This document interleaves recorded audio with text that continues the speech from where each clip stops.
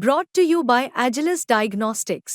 Health test की बात आती है तो मैं भरोसा करता हूँ India largest diagnostics company Agilus diagnostics. खुद को टेस्ट करते रहो। देखिए, आप लोग पूर्व से विदित हैं कि कल के शाम के समय अहरवा भवानी जो कि सिरतनगंज थाना क्षेत्र में है, वहां पर एक ही परिवार के 2 बच्चों समेत पति पत्नी की हत्या कर दी गई थी। अभियुक्त के खिलाफ हम लोग लगातार प्रयासरत थे उसकी गिरफ्तारी के लिए।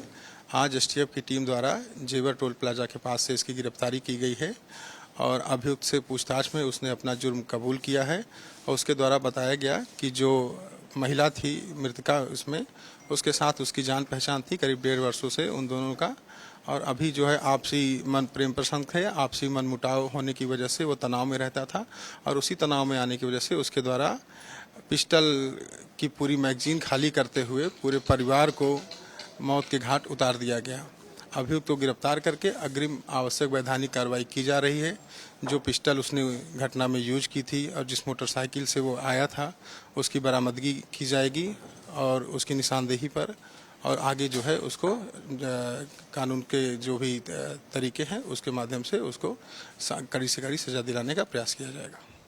इस घटना में चंदन अकेले था कि कोई और भी मददगार था? वहां पर ये कैसे पहुंचा और कैसे फरार हुआ? देखिए, इस चीज़ के हमारे पास साक्ष्य हैं कि चंदन ने जिस पिस्टल का इस्तेमाल किया और जो खोखे बरामद हुए वो सारे एक ही पिस्टल से हुए, जो कि इस तथ्य को इंगित करते हैं कि ये सारी घटना एक ही व्यक्ति द्वारा की गई और उसके द्वारा ये बताया भी गया कि उस घटना में वो अकेला ही था और इसको जो मेन गेट था, जो मेन रास्ता था, जिसमें जो गलियारा था, उसका प्रयोग करते हुए अंदर गया। अंदर घटना करने के बाद सीढ़ियों का प्रयोग करते हुए छत के माध्यम से नीचे उतर के ये भाग गया।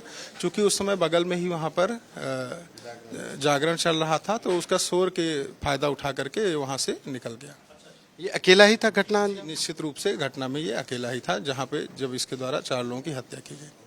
ये इसने स्टेटस लगाया था कि आज 5 लोगों की मौत होगी, उसके क्या मायने हैं? और मौके से एक जिंदा कारतूस भी आप लोगों को मिला। देखिए, 4 लोगों की तो इसने हत्या कर दी और इसने ये भी बताया कि इसके द्वारा स्वयं का भी मारने का प्रयास किया गया, लेकिन मौके पर ही लेकिन कारतूस मिस हो जाने की वजह से, फायर ना होने की वजह से ये बच गया। वो जिंदा कारतूस हमने बरामद किया है। वो आखिरी ऐसा क्या ट्रिगर पॉइंट है जिसकी वजह से इनके बीच में रिश्तों में इतनी खटास आ गई? क्या वजह थी? देखिए, उसके बारे में अभी हम लोग विस्तृत पूछताछ करेंगे, तब आगे भी चीज़ें निकल कर आएंगी और वो सारी चीज़ें आपको अवगत कराई जाएंगी। एक आखिरी सवाल कि उसको रिमांड पर लेकर अभी क्या क्या चीज़ें और कड़ियों को जोड़ना भी बाकी है? देखिए, अभी तो सबसे महत्वपूर्ण चीज़ ये है कि जो इसने घटना में प्रयुक्त किया था वेपन और जो मोटरसाइकिल जिसके माध्यम से आया था, इन दोनों की रिकवरी की जानी है इसे।